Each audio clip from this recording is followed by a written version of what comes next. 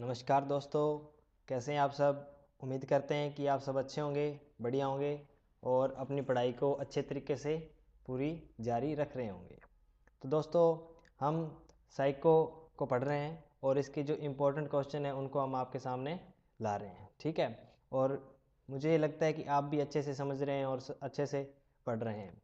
तो दोस्तों, हम 2 वीडियो पहले बना चुके हैं। आज हम अपनी तीसरी वीडियो बनाने जा रहे हैं, जिसमें जो इम्पोर्टेंट क्वेश्चन है साइकोलॉजी के, वो हम आपके सामने अभी रखने जा रहे हैं।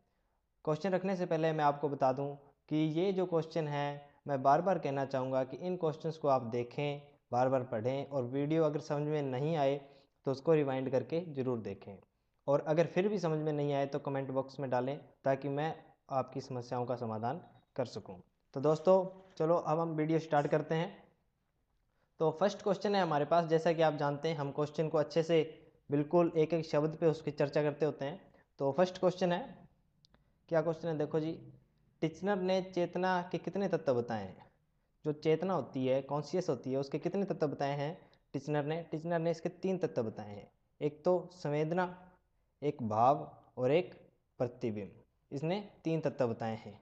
एक संवेदना, एक भाव मतलब जो इमोशंस, और प्रतिमा मतलब कोई भी इमेज। नेक्स्ट क्वेश्चन है, मनोविज्ञान का कौन सा संप्रदाय पाठ्यक्रम की विषय वस्तु की उपयोगिता पर बल देता है। मतलब जो ऐसा कौन सा मनोविज्ञान का संप्रदाय है जो पाठ्यक्रम की विषय वस्तु की उपयोगिता पर बल देता है। वो संप्रदाय है कार्यात्मकवादी संप्रदाय, ठीक है जी। जो एक्टिव रह करके काम करता है, उस संप्रदाय की बात कर रहे हैं ये।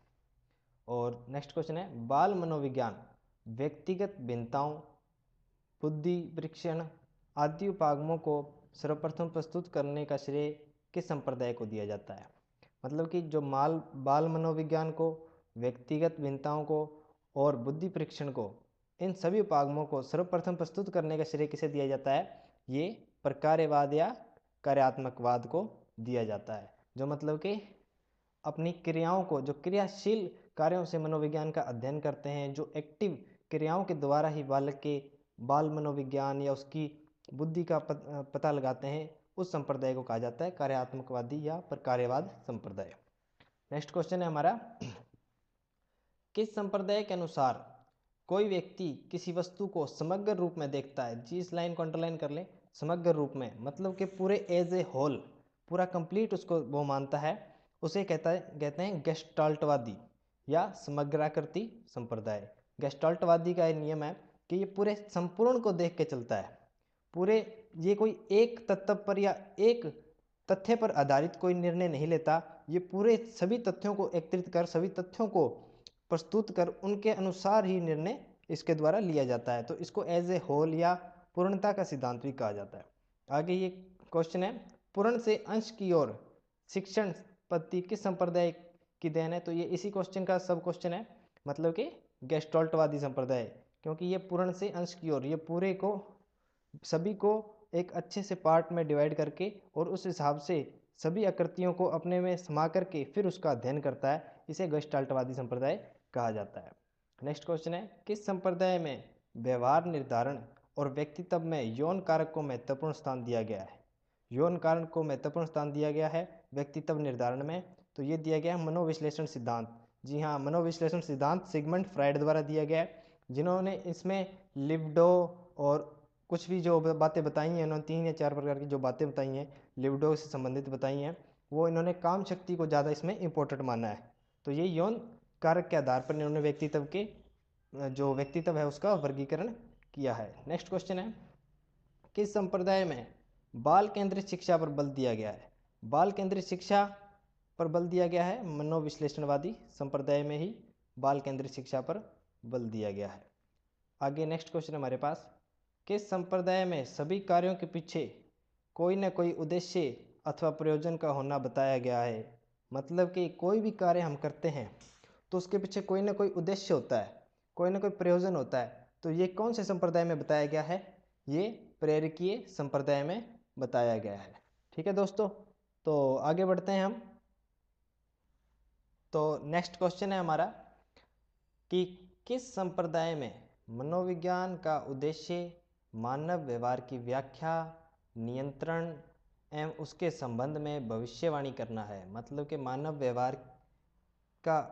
व्यवहार की व्याख्या करना, उसका नियंत्रण करना और उसके संबंध में भविष्यवाणी करना। ये कौन से संप्रदाय में इस बात को महत्वपूर्ण माना जाता है? व्यवहारवादी संप्रदाय में, क्योंकि ये मनुष्य के व्यवहार के आधार पर उसका अध्ययन करता है। नेक्स्ट क्वेश्चन है, संरचनावादी संप्रदाय का प्रवर्तक किसे माना जाता है? तो संरचनावादी संप्रदाय का प्रवर्तक माना जाता है विलियम वुंट को। ये बहुत इंपॉर्टेंट नाम है साइकोलॉजी में, विलियम वुंट, और तथा इनके साथ नाम लिया जाता है एडवर्ड ब्रॉडफेड टिचनर का।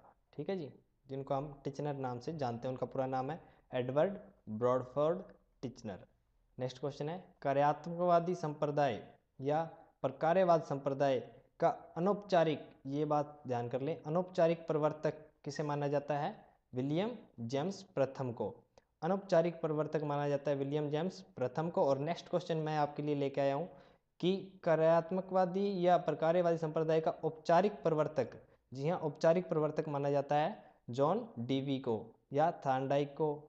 मतलब इन्हीं के नाम है, इन्होंने इकट्ठा ही इन्हीं को माना जाता है, John Dewey, Thorndike, H A कोरे और एंजिल को।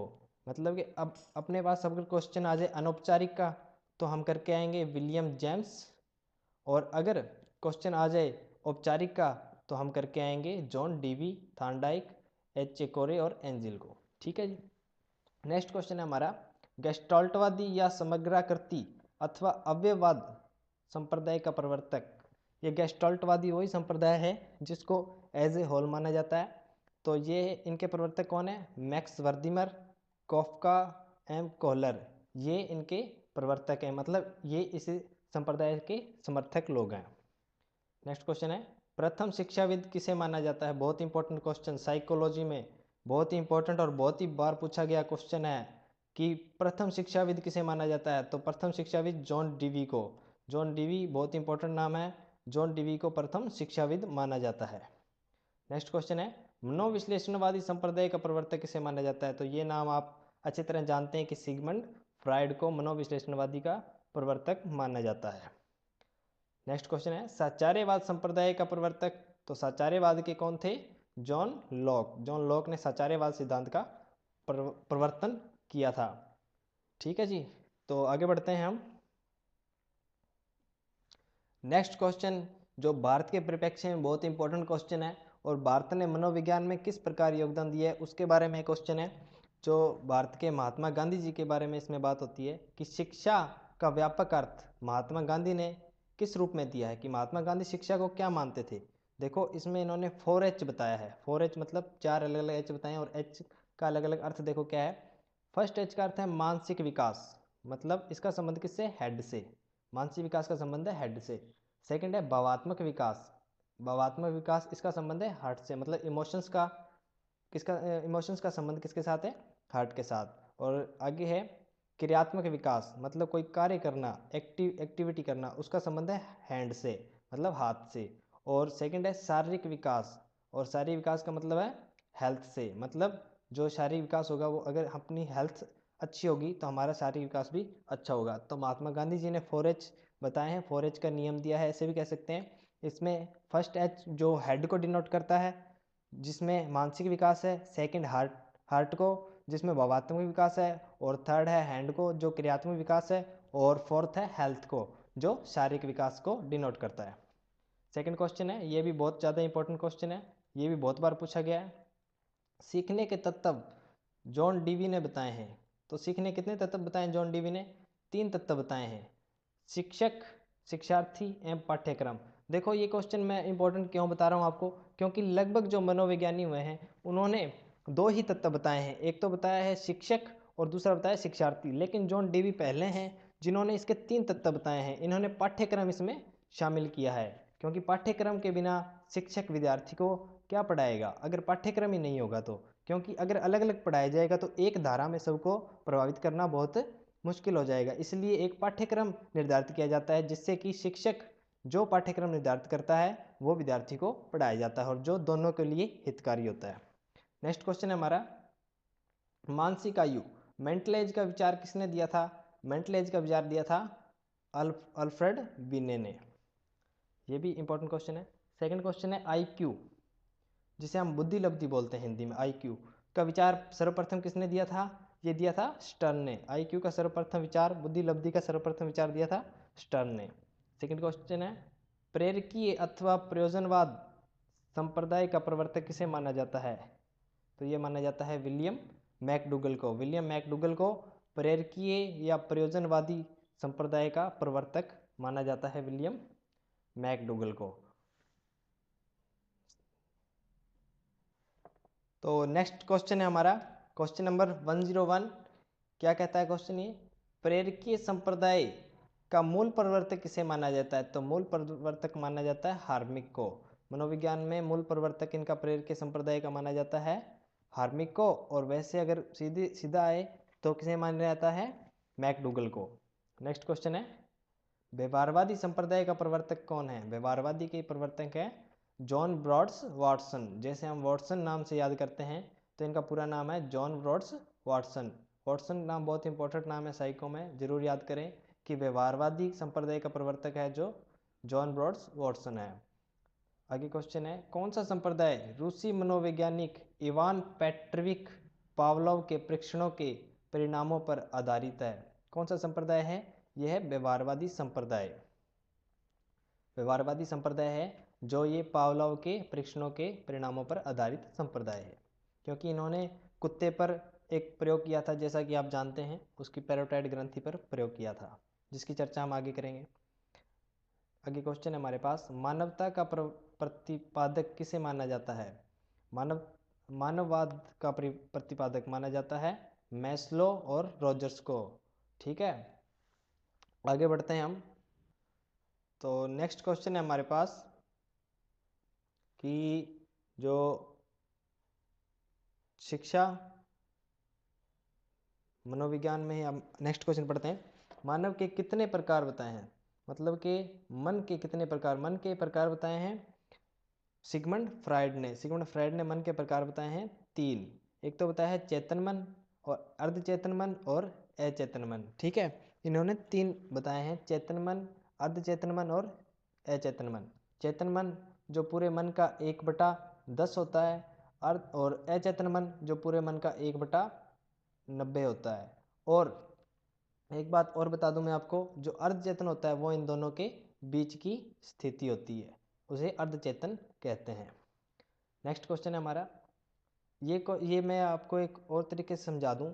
जैसे मान लो ये पानी भरा हुआ है और अगर इसमें एक बर्फ़ का हम गोला रख दें, बर्फ़ का एक टुकड़ा रख दें, तो उसका ये देखो लगभग 1 से 1/9 भाग है, मतलब कि 90% जो उसका पोर्शन है वो पानी में डूबा हुआ है, जिसे हम अचेतन मन कहेंगे। और जो ऊपर है वो 1/10 भाग, मतलब 10% भाग है जो पानी से बाहर है, जिसे हम कहेंगे चेतन मन। और जो बीच की स्थिति है, ये वाली जो स्थिति बीच की, इसे हम कहेंगे अर्धचेतन मन। ये सिद्धांत बताया है, किसने बताया है? सिगमंड फ्राइड ने। आगे बढ़ते हैं हम। नेक्स्ट क्वेश्चन हमारा, शिक्षा व मनोविज्ञान को जोड़ने वाली कड़ी क्या कहलाती है? क्या कहलाती है? ये कहलाती है मानव व्यवहार। मतलब शिक्षा को और मनोविज्ञान, इन दोनों को आपस में जोड़ने वाली कड़ी कहलाती है मानव व्यवहार। नेक्स्ट क्वेश्चन है, मनोविज्ञान शिक्षा का आधारभूत विज्ञान है। ये परिभाषा है कि मनोविज्ञान शिक्षा का आधारभूत विज्ञान किसने माना है? ये माना है स्किनर ने, BF स्किनर ने, ब्रूनहर्स स्किनर ने माना है कि मनोविज्ञान क्या है? शिक्षा का आधारभूत विज्ञान है। सेकंड, आगे क्वेश्चन हमारा, शिक्षा की प्रक्रिया मनोविज्ञान कृपा पर निर्भर है। ये परिभाषा दी है BN झा ने। नेक्स्ट क्वेश्चन है, मनोविज्ञान ने छात्रों की क्षमताओं व विभिन्नताओं का विश्लेषण करके शिक्षा में योगदान दिया है। कि मनोविज्ञान ने छात्रों की क्षमताओं की, उनकी अलग अलग जो क्षमताएं हैं और जो भिन्नताएं हैं, जो हर एक छात्र एक जैसा नहीं होता, जैसे कि साइकोलॉजी में सिद्धांत है भिन्नता का सिद्धांत, तो भिन्नताओं का विश्लेषण करके शिक्षा में योगदान दिया है, ये परिभाषा है डेविस की। नेक्स्ट क्वेश्चन है और बहुत इंपॉर्टेंट क्वेश्चन, कि शिक्षा मनोविज्ञान किसके योगदान से प्रारंभ हुआ? शिक्षा मनोविज्ञान प्रारंभ हुआ फ्रांसिस गाल्टन के योगदान से शिक्षा मनोविज्ञान प्रारंभ हुआ। तो दोस्तों, आज हम ये अपने कुछ लगभग 30 क्वेश्चन इंपॉर्टेंट थे जो आपके सामने लेके आए हैं, और उम्मीद करते हैं कि आपको वीडियो अच्छी लगी होगी।